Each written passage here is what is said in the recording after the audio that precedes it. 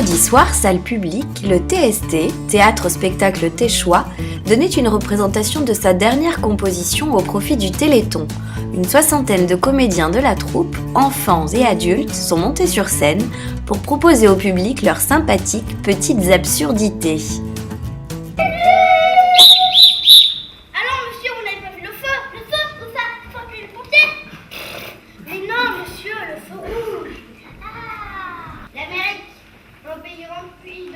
Merveilleux, plein de Big Mac et de Coca.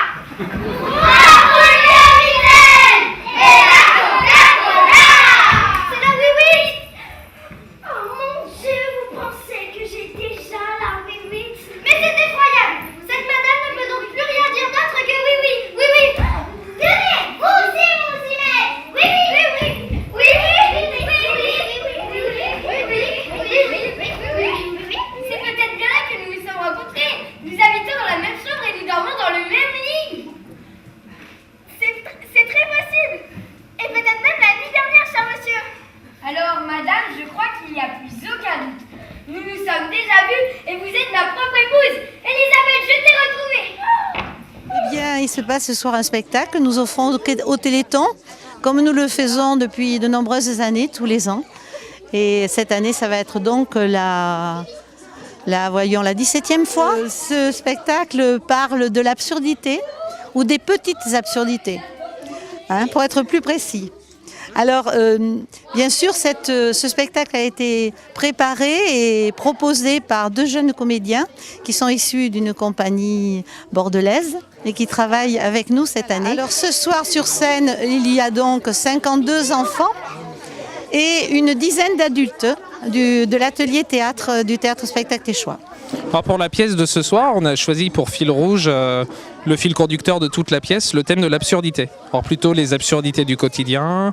Alors il y a des scènes qui vont être plus fantasques que d'autres. Il y a des scènes qui vont être quasiment réalistes, avec toutes les petites choses qu'on peut rencontrer au quotidien, un peu absurdes.